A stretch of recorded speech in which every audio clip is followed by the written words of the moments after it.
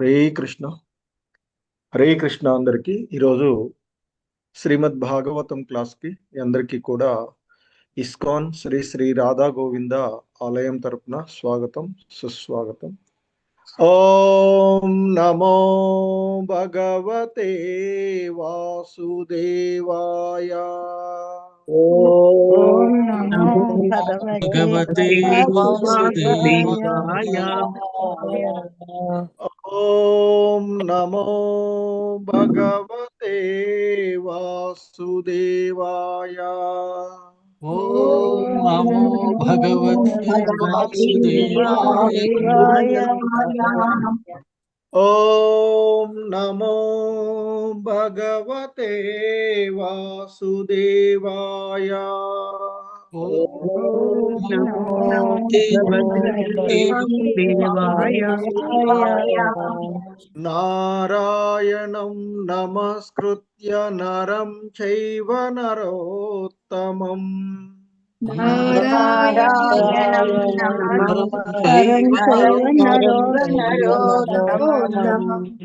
దేవీం సరస్వతిం వ్యాసం తతో జయముదీరయేత్.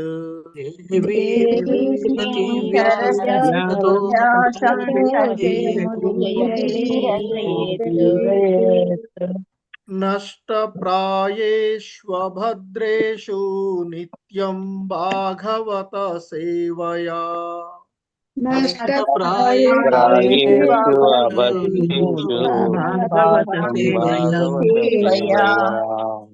భగవతి ఉత్తమ శ్లోకే భక్తిర్భవతి నైష్టికీ.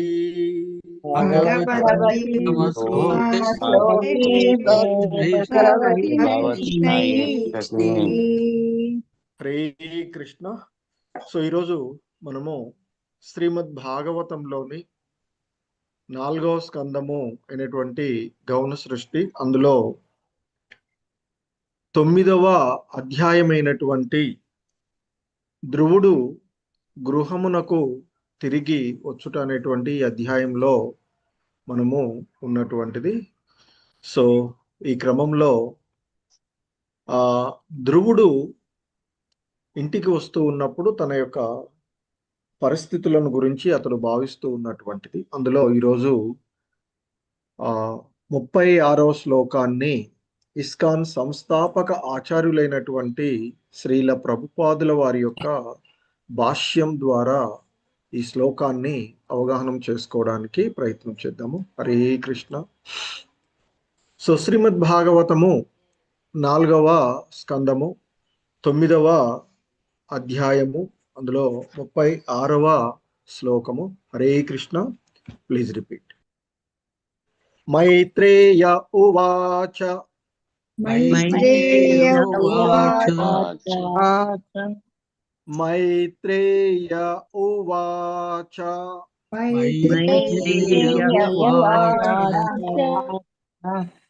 న వై ముకుందస్య పదారవిందయోః. న వై ముకుందస్య పదారవిందయోః.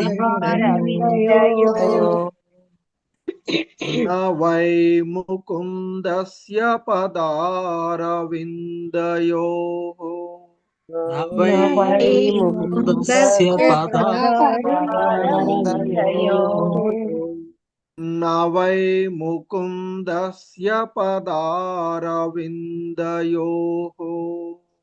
వై ముకుందస్య పదారవిందయోః. రజోజుషస్తాత భవాదృశా జనాః. రజోజుషస్తాత భవాదృశా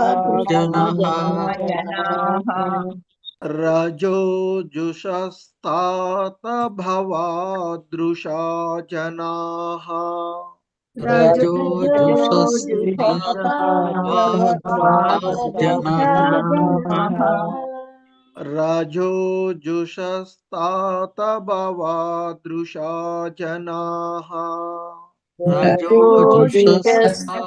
భవాదృశా జనాః. వాంఛन्ति తద్దాస్యమృతేర్దమాత్మనో వాంఛन्ति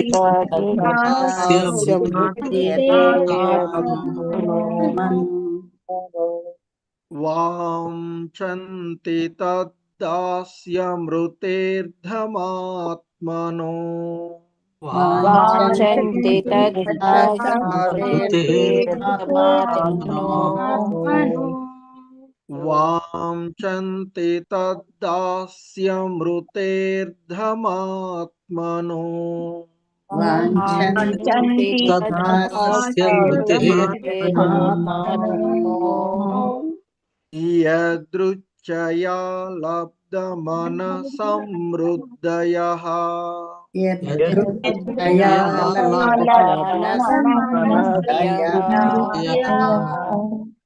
యదృచ్ఛయా లబ్ధమనసమృద్ధయః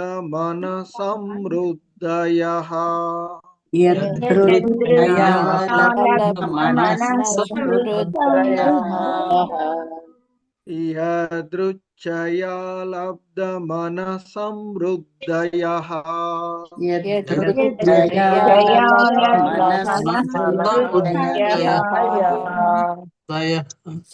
మైత్రేయ ఉవాచ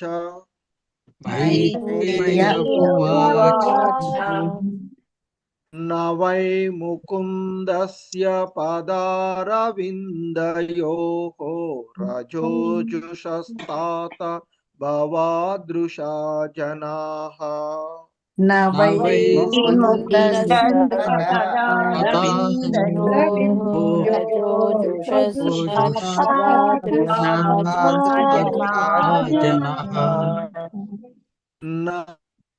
వై ముకుందస్య పదారవిందయోః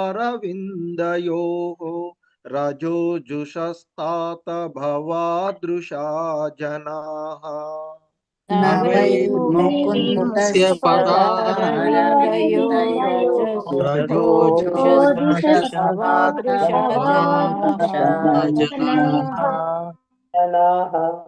వాంఛन्ति తద్దాస్యమృతేర్దమాత్మనో యదృచ్ఛయా లబ్ధమనసమృద్ధయః వాంఛन्ति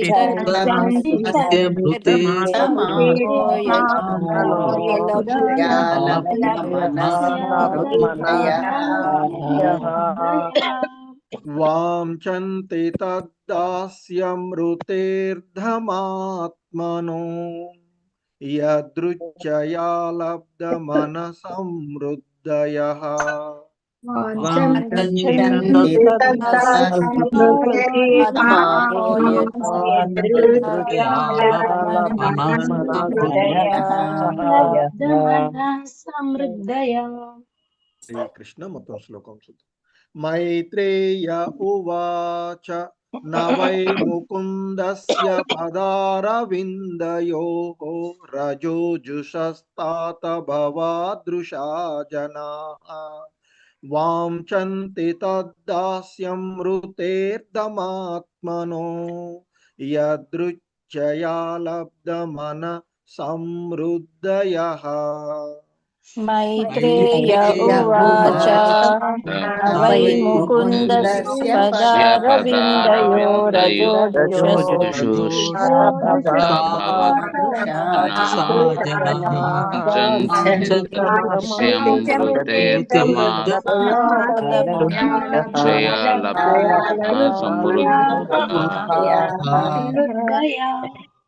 హరే కృష్ణ. వృందా మాతాజీ, చాముండేశ్వరి మాతాజీ. హరే కృష్ణ ప్రభుజీ, ప్రణామాలు.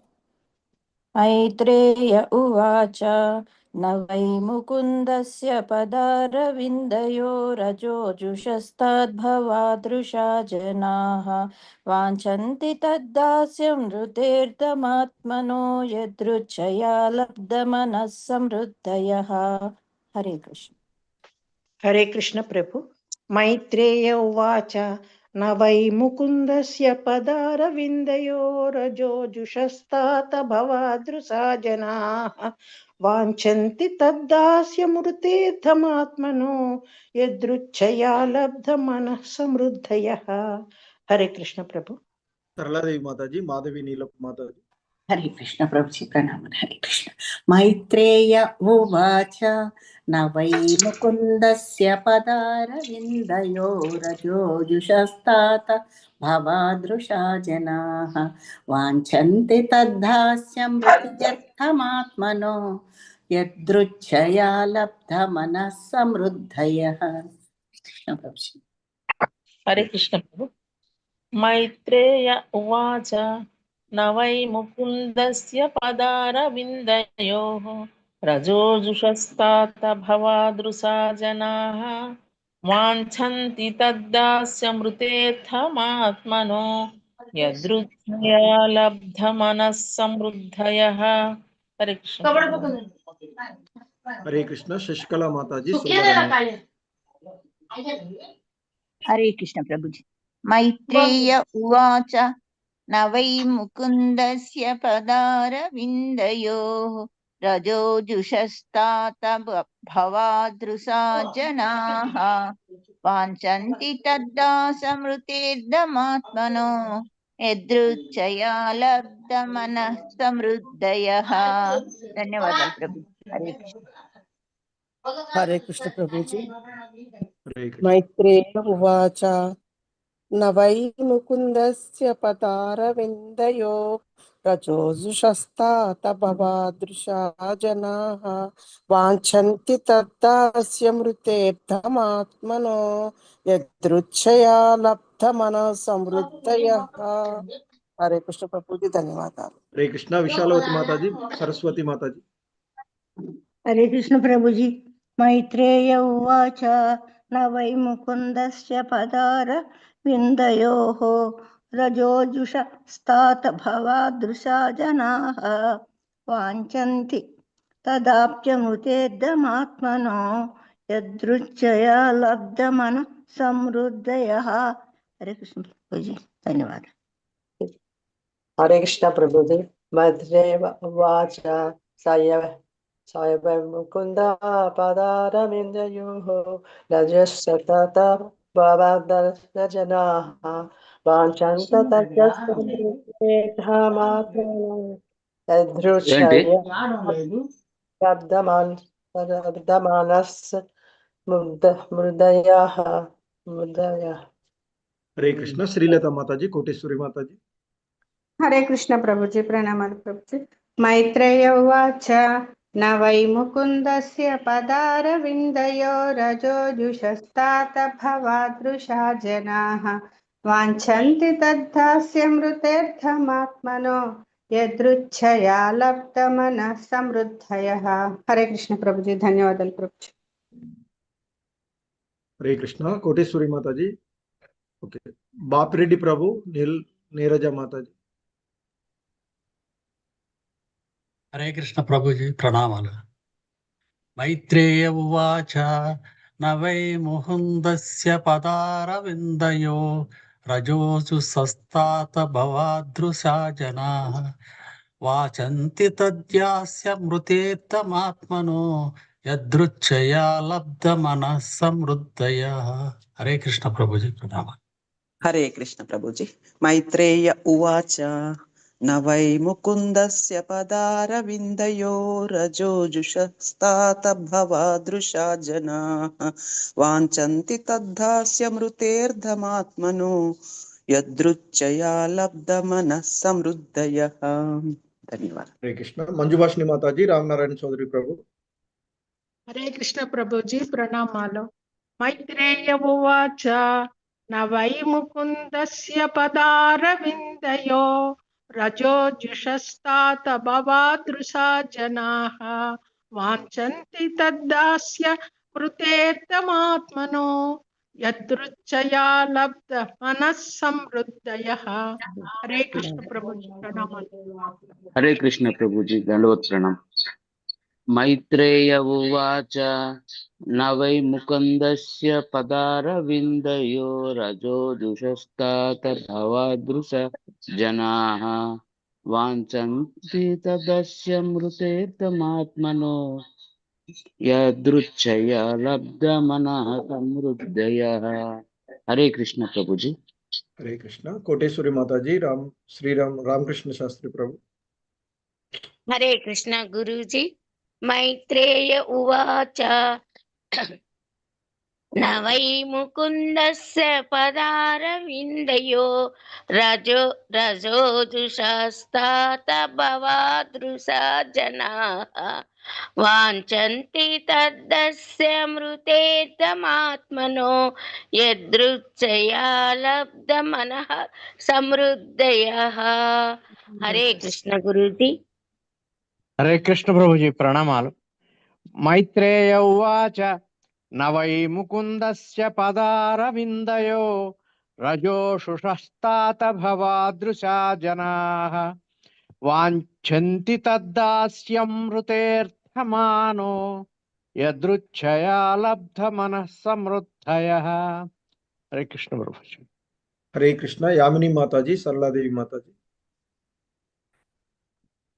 हरे कृष्ण प्रभुजी।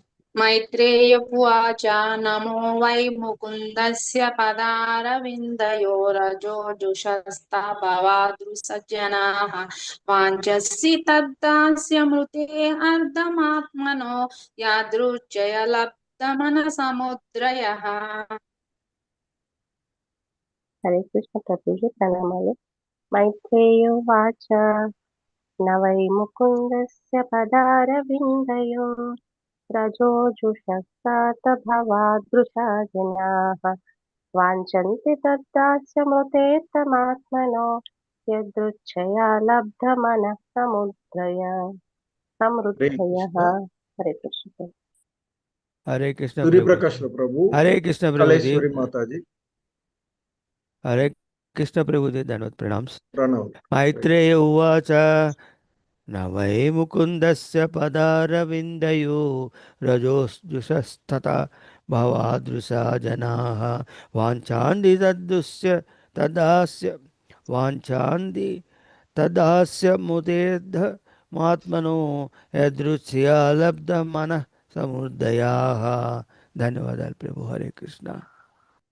हरे कृष्ण प्रभुजी। मैत्रेय उवाच न वै मुकुन्दस्य पदारविन्दयो रजोजुषस्तात भवादृशा जनाः वाञ्छन्ति तद्दास्य मृतेर्धमात्मनो यदृच्छया लब्धमनः समृद्धया। हरे कृष्ण प्रभुजी। हरे कृष्ण। नागरत्न माता जी, वेंकट नरसिंहदास प्रभु।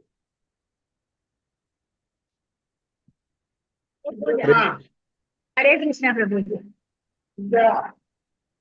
वै मुकुन्द मैत्रेय उवाच न वै मुकुन्दस्य पदारविन्दयो रजोजुषस्तात भवादृशा जनाः वाञ्छन्ति तद्दास्य मृतेऽर्धमात्मनो यदृच्छया लब्धमनः समृद्धयः।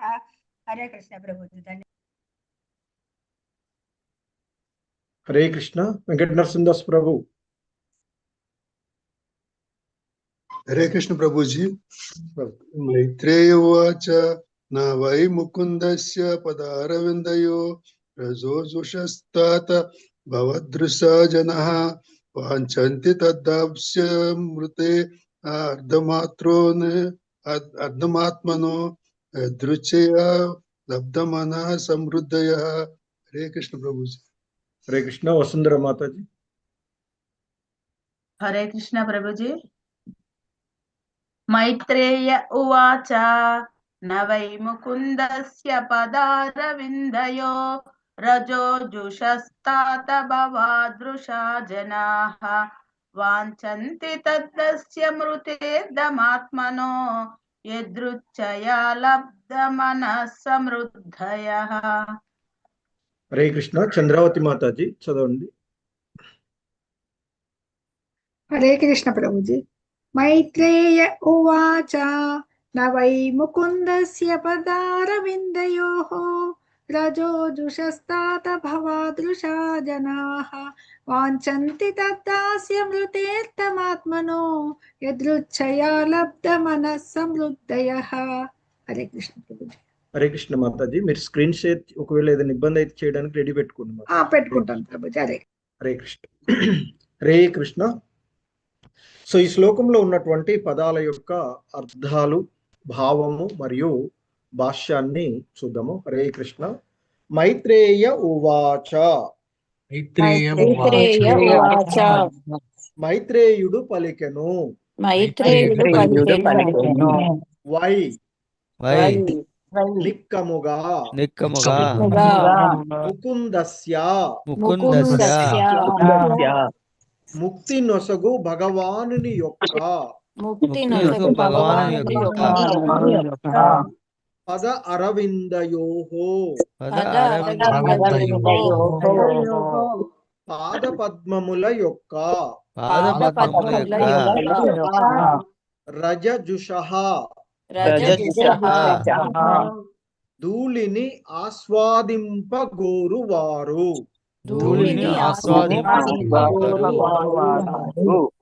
తాత ప్రియమైన విదురా భవాదృశాః నీ వంటి వారు జనాః జనులు న వాంఛంతి కోరరు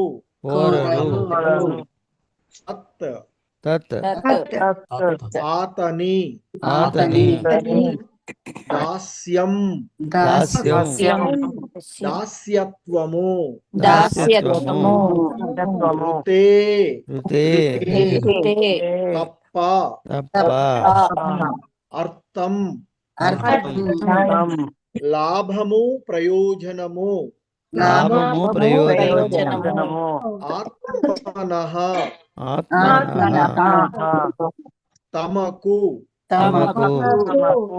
యదృచ్ఛయా అప్రయత్నముగా లబ్ధ లభించిన దానితో మనః సమృద్ధయః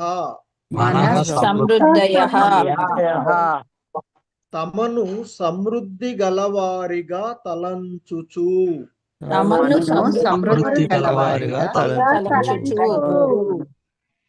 హరే కృష్ణ.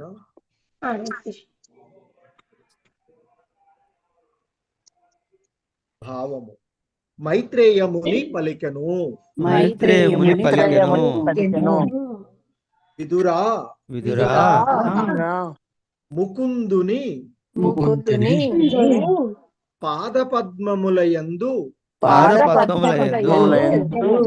అనురాగమును కలిగి వాటి మకరందమునందే సదా అనురక్తులయ్యుండెడి నీ వంటి విశుద్ధ భక్తులు పాదపద్మ సేవతోనే సంతృప్తి చెందుదురు. ఎట్టి పరిస్థితి యందైనను వారు సంతుష్టులైయుందురు. కనుక భగవానుని ఏనాడును భౌతిక సంపత్తులను కోరరు. హరే కృష్ణ. భవానీ మాతాజీ చౌతరా. హరే కృష్ణ ప్రభుజీ, ప్రణామాలు, ధన్యవాదాలు. భాష్యం బై శ్రీల ప్రపాదుల వారికి జై. తానే దివ్య భోక్తననియు ఈ విశ్వమునందలి సమస్తమునకు తానే దివ్య యజమానిననియు తానే ఎల్లరకు పరమ మిత్రుననియు శ్రీకృష్ణ భగవానుడు భగవద్గీతలో పలికెను. ఈ విషయమును పూర్ణముగా ఎరిగిన వాడు ఎల్లప్పుడూ సంతుష్టుడై ఉండును. విశుద్ధ భక్తుడు ఎన్నడను భౌతిక సంపత్తికై అత్యాసపడడు. కానీ కామ్యకర్మరతులు లేదా జ్ఞానులు లేదా యోగులు మాత్రము ఎల్లప్పుడూ తమ సుఖము కొరకే తీవ్రముగా యత్నించుచుందురు. కామ్యకర్మరతులు తమ ఆర్థిక పరిస్థితిని మెరుగుపరుచుకొనుటకై రేయింబవళ్ళు కష్టపడగా ముక్తి కొరకై జ్ఞానులు తీవ్ర తపమును ఆచరించురు. యోగులు కూడా అద్భుతమగు సిద్ధులను పొందుటకే తీవ్రమగు యోగాభ్యాసము కావింతురు. అయినను భక్తుడు మాత్రము అటువంటి కర్మల్లో అనురక్తుడు కాడు. సిద్ధులను గాని ముక్తిని గాని భౌతిక సంపత్తిని గాని అతడు కోరడు. కృష్ణ సేవలో నిరంతరము నెలకొనగలిగినంత వరకు అతడు ఎట్టి జీవన స్థితి ఎందైనను స్క్రీన్ కొంచెం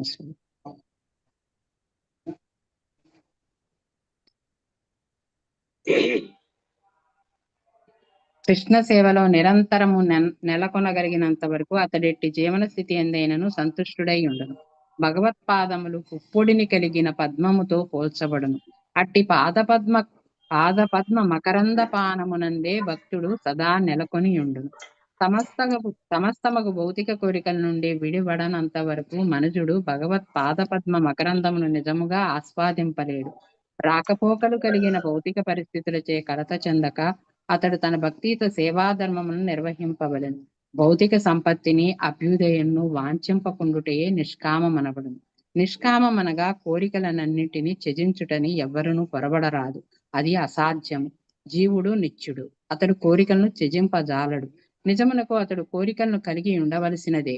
అది ఏ జీవలక్షణము కనుక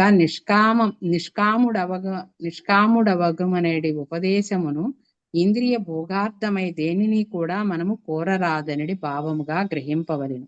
ఇటువంటి మానసిక స్థితిని నిస్పృహ పొందుట భక్తునకు సరియైనది. నిజమునకు ప్రతి ఒక్కరికి ఒకానొక స్థాయిలో భౌతిక సౌఖ్యమునకు ఏర్పాట్లు చేయబడియే ఉన్నవి. ఈశోపనిషత్తునందు తేన తెక్తేన భుంజీతః తెలుపబడినట్టు భక్తుడు ఎల్లవేళలా భగవదత్తమగు సౌకర్యములచే సంతుష్టుడై ఉండును. దీని వలన కృష్ణ భక్తిని ఆచరించుటకు సమయము మిగులగలదు. హరే కృష్ణ ప్రభుజీ, ధన్యవాదాలు, ప్రణామం. హరే కృష్ణ, ధన్యవాదాలు. హరే కృష్ణ. ఇది ఈరోజు ఈ శ్లోకమునకు ఇస్కాన్ సంస్థాపక ఆచార్యులైనటువంటి శ్రీల ప్రభుపాదుల వారు ఇచ్చినటువంటి భాష్యము. హరే కృష్ణ. ఓం జ్ఞానతిమిరాంధస్య జ్ఞానాంజనశలాకయా చక్షుర్మిలితం యేన తస్మై శ్రీ గురవే నమః. శ్రీ చైతన్య మనోభీష్టం స్థాపితం యేన భూతలే స్వయం రూపః కదా మహ్యం దదాతి స్వపదాంతికం. వందేహం శ్రీగురు శ్రీయుతపదకమలం శ్రీగురూన్ వైష్ణవాంశ. శ్రీరూపం సాగ్రజాతం సహగణ రఘునాథాన్వితం తం సజీవం సాద్వైతం సావధూతం పరిజన సహితం కృష్ణ చైతన్యదేవం. శ్రీ రాధా కృష్ణ పాదాన్ సహగణ లలితా శ్రీ విశాఖాన్వితాంశ. నమా ఓం విష్ణుపాదాయ కృష్ణ ప్రేష్టాయ భూతలే శ్రీమతే భక్తి వేదాంత స్వామినితి నామినే. నమస్తే సారస్వతే దేవే గౌరవాణి ప్రచారిణే నిర్విశేష శూన్యవాది పాశ్చాత్యదేశతారిణే. జయ శ్రీ కృష్ణ చైతన్య ప్రభు నిత్యానంద శ్రీ అద్వైత గదాధర శ్రీవాసాది గౌర భక్త వృంద. హరే కృష్ణ కృష్ణ కృష్ణ హరే హరే. హరే రామ రామ రామ హరే హరే. హరే కృష్ణ. సో ధ్రువ మహారాజు, భక్తుడైనటువంటి ధ్రువుడు తాను పొందినటువంటి స్థితికి, అంటే తాను 2 రకాలైనటువంటి వరప్రదానాలను ఆ దేవదేవుడైనటువంటి శ్రీకృష్ణ భగవానుల వారి నుండి పొందినప్పటికీ కూడా అతడు మిశ్రమమైనటువంటి పరిస్థితిగా ఉన్నటువంటిది. ఎందుకంటే భౌతికమైనటువంటి వరాలను కూడా అతడు పొందినటువంటిది. దానికి అతడు అసంతృప్తుడై ఆయన తన మనసులో తనను అంటే ఆ ముక్త ప్రధాతుడైనటువంటి ఆ దేవదేవుడిని తాను కోరకూడనటువంటి దానిని కోరినటువంటి పరిస్థితులకు అతడు చింతిస్తూ తన యొక్క పరిస్థితికి ఆ విధమైనటువంటి దానికి గల కారణాలను అతడు చేసుకుంటూ చివరికి నిన్నటి శ్లోకంలో మనం చూసినట్లుగా ఆయన అనుకుంటాడు, ఆ భగవంతుడు తన యొక్క ఆంతరంగికమైనటువంటి సేవను నాకు ఇచ్చినా కూడా నేను మూర్ఖత్వం వలన, నాలో పుణ్యత్వము లేకపోవడం వల్ల ఈ భౌతికమైనటువంటి నామము, యశస్సు, సంపత్తులనే కోరుకుంటుని కదా నేను. సో నా పరిస్థితి ఏమిటంటే ఏది అడిగినా ఇవ్వగలిగేటువంటి మహారాజుని, చక్రవర్తిని, మరి ఒక పేదవాడు సంతృప్తి పరచగలిగినప్పుడు ఆయనను తన గ్రాసంగా ఉండేటువంటి నూకలను అంటే సో నూకలను కోరుకున్నటువంటి పేదవాని వంటి పరిస్థితి అయిపోయింది నాకు. ఎందుకంటే ముక్త ప్రధాతుడైనటువంటి ముక్తిపతిగా ఉన్నటువంటి ఆయనను నేను ఈ చిన్న కోరికను కోరుకుంటునే అనే, అలాగే భవచ్ఛిదుడు అయినటువంటి వాడు ఈ జనన మరణ చక్రాల నుండి వెంటనే బయటపడవేయగలిగేటువంటి ఆ ముకుందుడిని నేను చాలా అల్పమైనటువంటి కోరికలు కోరుకున్నానే అనేటువంటి భావనతో తన యొక్క ఈ అంటే భౌతికమైనటువంటి కోరికలను కోరుకున్నందుకు ఒక భక్తుడుగా అతడు అంటే పశ్చాత్తాప పడుతూ ఉన్నటువంటి స్థితులను మనము చూసినటువంటివి. అలాగే పూర్వ శ్లోకం యొక్క భాష్యంలో శ్రీల ప్రభుపాదుల వారు స్వేచ్ఛ అంటే ఏమిటో ఎంతో చక్కగా మనకి వివరించినటువంటి అంశాన్ని కూడా మనం చూసినటువంటిది. స్వేచ్ఛ అంటే ఆ భగవంతుని పాదార విందాలకు సేవ చేసుకోవడమే.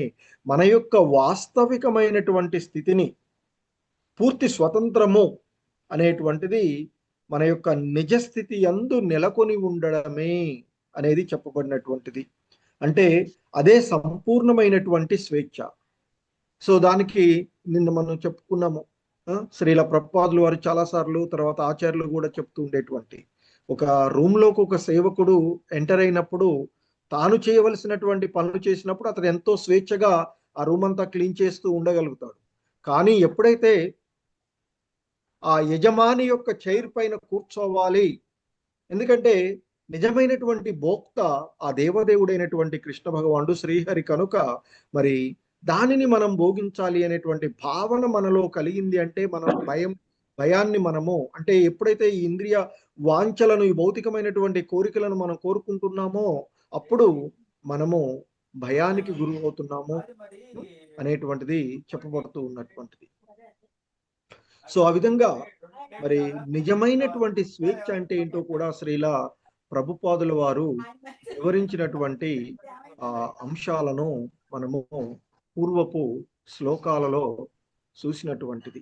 భాష్యంలో చక్కగా వివరించినటువంటి అంశాన్ని మనము అక్కడ చూసాం. సో ఇంకా మనకి ఈరోజు ఈ శ్లోకంలో చెప్పబడుతూ ఉన్నటువంటి అంశాన్ని ఒకసారి మనం చూసినట్లయితే ముఖ్యంగా అతని యొక్క స్థితిని గురించి చెప్తూ ఇక్కడ ఒక విశుద్ధ భక్తుడు ఏ విధంగా ఉండాలి అనేటువంటి విషయాన్ని మైత్రేయ ముని విదురుడితో చెప్తూ ఉన్నటువంటి విషయాన్ని మనము ఈ 36వ శ్లోకంలో చూస్తూ ఉన్నాము. మైత్రేయ ఉవాచ నవై ముకుందస్య పాదార విందయోః రజోజుసస్తాత భవాదృశా జనాః వాంఛింతి తద్దాస్యమృతేర్ధమాత్మనోః యదృచ్ఛయా లబ్ధమన సమృద్ధయః. సో మైత్రేయ ముని పలుకుతూ ఉన్నాడు ఇక్కడ. ఎవరితో? విదురుడితో చెప్తూ ఉన్నటువంటిది ఆ మైత్రేయ ముని. ఏమంటున్నాడు? న వై ముకుందస్య.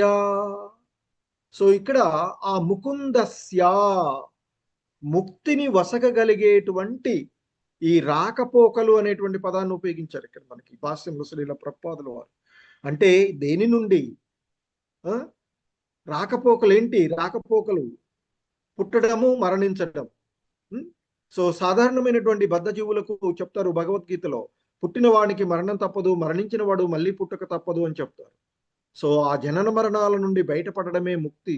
సో అటువంటి ముక్తిని వసగేటువంటి వాడు ఆ ముకుందస్య, ఆ ముకుందుడు.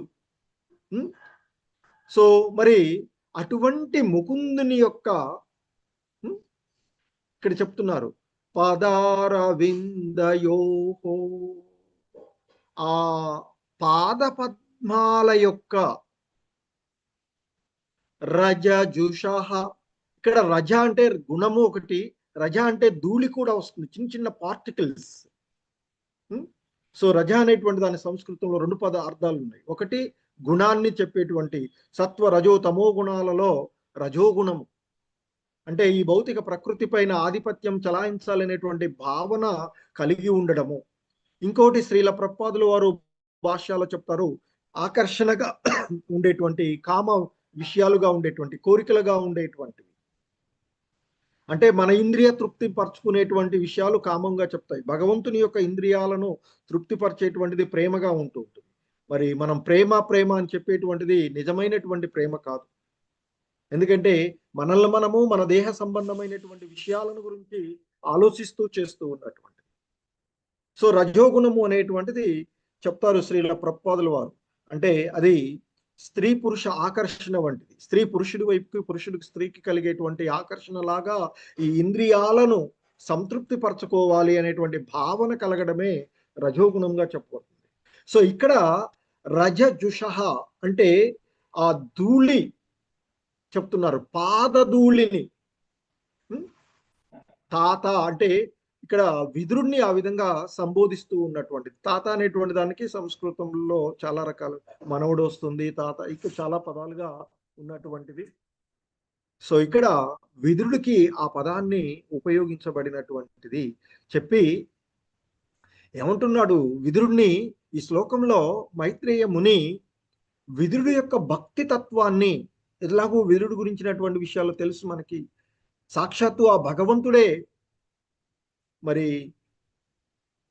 తన భక్తుల ఎడ ఎంతటి కరుణను కలిగి ఉంటాడో ఆ విదురుని విందు అనేటువంటి చదువుతాం మన చిన్నప్పుడు స్కూళ్ళలో. ఆ దుర్యోధనుడు తన యొక్క గర్వాన్ని ప్రదర్శించడానికి, తన యొక్క ఐశ్వర్యాన్ని ప్రదర్శించడానికి, భౌతికమైనటువంటి తన యొక్క గొప్పతనాన్ని వ్యక్తపరచడానికి ఎంతో గొప్ప ఏర్పాట్లు చేసినప్పటికీ కూడా భగవంతుడు అతని యొక్క ఆధ్యత్వాన్ని స్వీకరించడానికి వెళ్ళడు, విదురుడి దగ్గరికి వెళ్ళినటువంటిది. సో కాబట్టి అక్కడికి కూడా వెళ్ళిన తర్వాత ఆ భగవంతుడు వచ్చాడనేటువంటి ఆతృతతో ఆ విదురుని యొక్క భార్య అరటి పండ్లలో దానిలో తొక్క తీసేసిన తర్వాత పండు పక్కన పడేసి తొక్కిస్తే అది కూడా తీసుకున్నాడు. అది భగవంతుడు తన భక్తుల ఏడ చూపించేటువంటి వాత్సల్యాన్ని అక్కడ. అంటే మనం అందుకనే భగవద్గీతలో చెప్తారు, పత్రం పుష్పం ఫలం తోయం. అది కూడా ఎలా? ప్రేమతోనూ భక్తితోనూ ఇస్తే నేను సంతోషంగా స్వీకరిస్తాను అని చెప్తారు. అక్కడ విదురుడి ఇంట్లో జరిగినటువంటిది ఏంటి? చాలా గొప్ప భక్తి భావనతో వాళ్ళు ఇచ్చారు. సో కనుక ఆయన తొక్కలు ఇచ్చినా కొన్ని వాటిని స్వీకరించినటువంటి వాడు. అంటే అక్కడ ఆ భౌతికమైనటువంటి పదార్థాలకు కాదు, ఆధ్యాత్మికమైనటువంటి ప్రేమ భక్తి భావనకు అక్కడ ఉండేటువంటి ప్రాధాన్యత. సో అందుకే ఇక్కడ అంటున్నాడు, భవాదృశా జనాః, నీ వంటి జనులు, నా వాంఛంతి కోరుకోరు. ఏం కోరుకోరో చెప్తున్నారు ఇక్కడ ఈ శ్లోకంలో. మైత్రేయ ముని చెప్తున్నారు, ఓ విదురా, ముకుందిని అంటే ముక్తిని ఇచ్చేటువంటి ఆ శ్రీహరి దేవదేవుడైనటువంటి ఆ శ్రీకృష్ణుడు, ముకుందుడు అని పిలువబడేది శ్రీకృష్ణ భగవానుడు వారు. సో కాబట్టి ఇక్కడ కూడా మళ్ళీ మనకి కృష్ణుడినే ఊక ఎందుకు పూజించాలి, కృష్ణుడే అంటే ఆయనైనా ముక్తినిస్తే, శాస్త్రాలన్నిట్లో కూడా ముకుందునిగా పిలువబడింది. ముకుందుడు అంటే అర్థము ముక్తిని ఇచ్చేటువంటి వాడు, అంటే ఈ రాకపోకల నుండి, అంటే ఈ జనన మరణ చక్రాల నుండి బయటపడేసేటువంటి వాడు. అందుకే అంతకుముందు శ్లోకాల్లో భవచ్ఛేద అని పిలువబడినటువంటిది. అలాగే ముక్తి ప్రదాత, ముక్తిపతి అని పిలిచినటువంటిది కృష్ణ భగవాన్. అది కృష్ణుడికి వాడేటువంటి పదాలు మనకి. సో కనుక మరి ఇక్కడ ఒక రకంగా మైత్రేయ ముని గొప్ప భక్తుల యొక్క లక్షణాలు చెప్తూ ఆ భక్తులలో, మహాత్ములైనటువంటి భక్తులలో విదురుడు ఉన్నారు అనేటువంటిదిగా మనకి చెప్తున్నటువంటిది. సో అలాగే ఎట్ ద సేమ్ టైం ధ్రువుడు కూడా ఆ స్థితికి ఇప్పుడు చేరుకున్నాడు, అంతకుముందు మిశ్రమమైనటువంటి భక్తిలో ఉన్నప్పటికీ కూడా. సో ఎందుకంటే తాను కోరుకున్నటువంటి దానికి తను తెలుసుకొని, వాస్తవాన్ని తెలుసుకొని తను పశ్చాత్తాపడుతున్నటువంటి స్థితి. సో కనుక ఇక్కడ మైత్రేయ ముని విదురుడితో అంటూ, ఓ విదురా, ముక్తిని ఇచ్చేటువంటి దేవదేవుడైన శ్రీకృష్ణ భగవానుడైనటువంటి ఆ ముకుందుని పాద పద్మాల యందు అనురాగమును కలిగి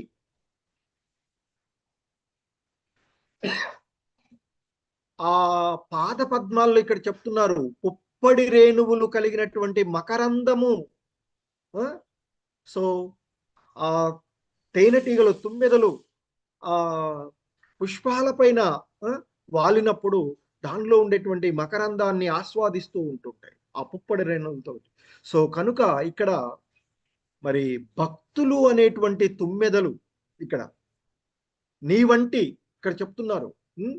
సో ఆ భగవంతుని పాద పద్మముల యందు అనురాగమును కలిగి వాటి మకరందమునందే సదా అనురక్తులై ఉండేటువంటి వారు, అంటే నీ వంటి విశుద్ధ భక్తులు ఆ పాద పద్మ సేవతోనే, అంటే ఆ ముకుందుని యొక్క పాదార విందాల యొక్క సేవతోనే సంతృప్తి చెందుతూ ఉంటుంటారు. కానీ ఎట్టి పరిస్థితులలో కూడా వారు అసంతృప్తులై ఉండరు. అంటే ఆ భగవంతుని పాదపద్మ సేవలోనే సంతృప్తి చెందుతూ ఉండేటువంటి వాళ్ళు ఆ భగవంతుని యొక్క సేవను, అంటే మన యొక్క సంపూర్ణ స్వేచ్ఛ అని ఏదైతే అనుకుంటున్నామో, మన యొక్క పరిపూర్ణమైనటువంటి స్థితి ఏదనుకుంటున్నామో ఆ స్థితి యందు నెలకొని ఉన్నటువంటి వారు. నీ వంటి విశుద్ధ భక్తులు ఆ భగవంతుని పాదపద్మ సేవతోనే సంతృప్తి చెందుతూ ఉంటారు. ఆ విధంగా భగవంతుని పాదపద్మ సేవలో ఎప్పుడూ కూడా సంతుష్టులయ్యే ఉంటారు. కనుక వారు ఎప్పుడూ కూడా ఆ భగవానుని భౌతిక సంపత్తులను కోరరు. అడిగాడు కదా ధ్రువుడు, ఎందుకు మరి ఆ విధమైనటువంటి అసంతృప్తితో ఉన్నాడు ధ్రువుడు? ఆ భగవంతుని మరి దర్శించగలిగాడు, ఆ భగవంతుడు అతనికి కోరికలను ఇచ్చాడు కదా, ముక్తినిచ్చాడు, భౌతిక సంపదలను ఇచ్చాడు. కానీ అతను అసంతృప్తుడై ఉన్నాడు అని చెప్తున్నారు మీరు. అసంతృప్తితో ఇంటికి వెళ్ళాడు అని చెప్పారు కదా, ఎందుకు అలా ఉన్నాడంటే ఇక్కడ చెప్తున్నటువంటిది. ఎందుకు ధ్రువుడు 36,000 సంవత్సరాలు ఈ భౌతిక జగత్తును పరిపాలించేటువంటి కోరిక కోరుకున్నాడు, ఆ వరాన్ని భగవంతుడు ఇచ్చాడు. కానీ ఎవరైతే విశుద్ధ భక్తులు ఆ భగవంతుని పాదపద్మ సేవయందే సంతృప్తి చెందుతూ ఉంటారో అటువంటి వారు ఏనాడు కూడా ఆ భగవంతుడిని భౌతిక సంపత్తులు కోరుకోరు. మరి ఇక్కడ ధ్రువుడు భౌతికమైనటువంటి సంపత్తులను కోరుకున్నాడు కనుక అతడు అసంతృప్తుడై ఉన్నాడు. ఎందుకంటే భక్తుడు సంతృప్తి ఎప్పుడు కలుగుతుంది? ఆ తన యొక్క నిజమైనటువంటి స్థితి యందు నెలకొని ఉన్నప్పుడే అనేటువంటిది ఇక్కడ చెప్పబడుతూ ఉన్నటువంటిది. సో కనుక మరి మనకి భగవద్గీత ఎందుకు చెప్పబడినట్లుగా ఈ దేనికైనా మరి భోక్త, యాక్చువల్గా ధ్రువుడు యొక్క కోరిక భౌతికమైనటువంటి కోరిక, తన తాత ముత్తాతల కంటే గొప్ప రాజ్యాన్ని తాను పొందాలి అని అనుకున్నాడు. కానీ మరి దానికి అధికారి ఎవరు? ఆ దేవదేవుడు. భగవద్గీతలో మనకి చెప్పబడినట్టు తానే దివ్యభోక్తనని, ఈ విశ్వమునందలి సమస్తానికి తానే దివ్య యజమానిని అని, తానే ఎల్లరకు పరమమిత్రుణ్ణని శ్రీకృష్ణ భగవానులు వారు చెప్పినటువంటి విషయాన్ని చెప్తున్నారు. హరే కృష్ణ. ప్రభుజీస్, మాతాజీస్, ఎవరైనా ఆ శ్లోకం చెప్పగలరా? 5వ అధ్యాయంలో ఉన్నటువంటి శ్లోకం. రాజేశ్వరి మాతాజీ. హరే కృష్ణ. అన్మ్యూట్ చేసుకో. ఒక్క నిమిషం మాతాజీ ఇస్తున్నాను. మాతాజీ చెప్పండి. హరే కృష్ణ. ప్రణామాలు ప్రభుజీ. భోక్తారాం యజ్ఞతపసాం సర్వలోకమహేశ్వరం సుహృదం సర్వభూతానాం జ్ఞాత్వా మాం శాంతిం రుచ్యతి. 5.29 ప్రభుజీ. ఎస్ మాతాజీ. హరే కృష్ణ. శోభాం మూర్తి మాతాజీ. హరే కృష్ణ. హరే కృష్ణ. భోక్తారం తపసాం సర్వలోకమహేశ్వరం సుహృదం సర్వభూతేషు సుహృదం సర్వభూతానాం జ్ఞాత్వా మాం శాంతి మృచ్యతి. హరే కృష్ణ. హరి బోల్ ఇద్దరికి. హరే కృష్ణ. ధన్యవాదాలు మాతాజీ. సో ఆ భగవంతుడు చెప్తారు, నన్ను సమస్త యజ్ఞాలకు తపస్సులకు చర్మభోక్తగాను, సకల లోకాలలో ఉండేటువంటి దేవతలకు ప్రభువుగాను, సకల జీవులకు ఉపకారిగాను శ్రేయోభిలాషిగాను తెలుసుకొని నా పూర్ణ భావనలో ఉన్నటువంటి వ్యక్తి భౌతిక క్లేశ వేదనల నుండి విడివడి శాంతిని పొందుతాడు. మరి ఇక్కడ ధ్రువుడు ఏం చేశాడు? తాను ఈ భౌతిక జగత్తుపై ఆధిపత్యం కావాలని కోరుకున్నాడు. కనుక అతడు శాంతిలో లేడు, మా సంతృప్తితో లేడు అనేటువంటి విషయాన్ని ఇక్కడ శ్రీల చక్కగా అక్కడ చెప్పినటువంటి భగవంతుడు చెప్పినటువంటి విషయానికి భిన్నంగా ధ్రువుడు ఆలోచించినటువంటి కారణంగా, ఎందుకంటే ఈ సమస్తానికి అధిపతి ఆయన యొక్క సేవకులు మనం. మరి ఆ సేవా భావాన్ని మనం వదిలేసి ఆ యజమాని స్థానంలోని కావాలని కోరుకోవడం వల్ల మనలో కలిగేటువంటి అసంతృప్తి. ఎందుకంటే భక్తి భావనలో ఉండేటువంటి వాడు భక్తిలో తాను పొందేటువంటిది మిగిలినటువంటి జ్ఞానులు, సిద్ధులు, యోగులు వీళ్ళందరి దానికంటే కూడా అతను చాలా గొప్ప స్థితి. మరి ఎందుకంటే వీటన్నిటికీ అంటే ఉన్నతమైనటువంటి జనన మరణాలను అధిగమించేటువంటి ముక్తినే భగవంతుడు ఇచ్చేటువంటిది. భక్తి ద్వారా లభించేటువంటిది ముక్తి. మరి అది వదిలేసి ఈ భౌతికమైనటువంటి, ఎందుకంటే భక్తుడు ఎప్పుడు కూడా ఆ భగవంతుని యొక్క పాదార విందాల దగ్గర పుప్పడిని కలిగినటువంటి ఆ పాద పద్మాలతో పోల్చారు ఇక్కడ మనకి మైత్రేయముని. సో కనుక అట్టి పాద పద్మ మకరందమునందే తేనెను ఆస్వాదిస్తూ ఆ భగవంతుని, అంటే ఇక్కడ ఏంటి, ఆ భగవంతుని పాద పద్మ సేవయందే ఎంతో దివ్య ఆనందాన్ని పొందుతూ ఉంటారు. అదే చెప్తారు భగవద్గీతలో కూడా, నా భక్తులు ఎప్పుడూ కూడా నా యొక్క దివ్య లీలలను గురించి, గుణగణాలను గురించి కీర్తిస్తూ దివ్య ఆనందాన్ని పొందుతూ ఉంటారు అని చెప్తారు. సో కనుక ఆ విధంగా మరి ఇక్కడ మనకి ఆ ముక్తిని ఇచ్చేటువంటి జ్ఞానపూర్ణమైనటువంటి ఆ పరమాధికారి అయినటువంటి భగవంతుడు ని దర్శించుకోగలిగి ఆయనని సంతృప్తి పరిచి కూడా ఒక పేదవాడు అన్నింటినీ సర్వాన్ని ఇవ్వగలిగేటువంటి ఒక చక్రవర్తి దగ్గర నూకలు కోరుకున్నట్లుగా తన పరిస్థితి ఉన్నటువంటి దానికి అతడు ఎంతో పశ్చాత్తాపపడుతూ ఉన్నటువంటి స్థితి. ఎందుకంటే మరి భక్తుడు అనేటువంటి వాడు సమస్తమైనటువంటి భౌతిక కోరికల నుండి విడివడి ఉండాలి. అలా సమస్తమైనటువంటి భౌతిక కోరికల నుండి విడివడనంత వరకు కూడా మనిషి ఆ భగవంతుని యొక్క పాద పద్మ మకరందమును నిజంగా ఆస్వాదించలేడు. ఎందుకంటే అంతకుముందు చెప్తుంది ఏంటి, మైత్రేయ ముని అంటూ ఉన్నారు, నీ వంటి విశుద్ధ భక్తులు ఆ భగవంతుని పాదపద్మ సేవలోనే సంతృప్తి చెందుతూ ఉంటారు. అంటే ఇక్కడ ధ్రువుడు కూడా ఆ స్థితికి చేరుకున్నటువంటిది. కానీ మరి ఆ ధ్రువుడు భౌతిక కోరిక నుండి విడివడలేదు కనుక ఆ భగవంతుని పాదపద్మ మకరందమును నిజంగా ఆస్వాదించలేకపోయాడు. కనుకనే అతడు బాధపడుతూ ఉన్నాడు, అసంతృప్తితో ఉన్నాడు. ఎందుకంటే ఇంకా చెప్తున్నారు శ్రీల ప్రభుపాదుల వారు, రాకపోకలు కలిగిన భౌతిక పరిస్థితుల చేత కలత చెందక అతడు తన భక్తి యుత సేవా ధర్మములను నిర్వహించవలెను.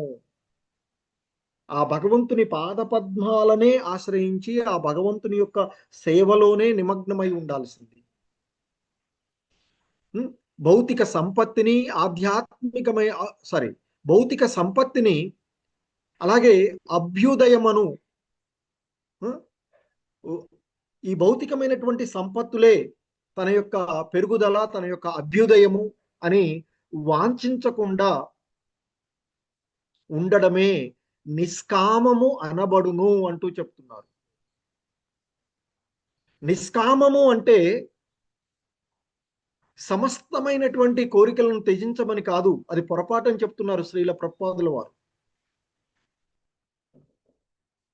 మన యొక్క ఇంద్రియ భాగాలు, మన యొక్క ఇంద్రియ తృప్తి కోసం మనం ఆలోచించేటువంటి ఆ కోరికలను, ఈ భౌతికమైనటువంటి యశస్సు, నామ యశస్సుల కోసం తాపత్రయపడము అవుతుంది. కానీ వాటిని వదిలివేసి ఆ భగవంతునికి మనం ఆ భగవంతుని యొక్క సేవకులుగా భావించి ఆ భావనలో మనం ఉన్నప్పుడు అది నిష్కామము అనబడుతుంది అని చెప్తారు. అందుకే భగవద్గీతలో చెప్తారు, నా భక్తుడు అంటే ఇక్కడ అర్జునుడికి యుద్ధాన్ని చేయమని, క్షత్రియుడిగా తన యొక్క ధర్మమైనటువంటి యుద్ధాన్ని చేయమని చెప్తూ భక్తి భావనలో ఉన్నప్పుడు ఇతర జీవులను సంహరించినా అది సంహరించనట్లే అని చెప్తూ ఉంటుంటారు.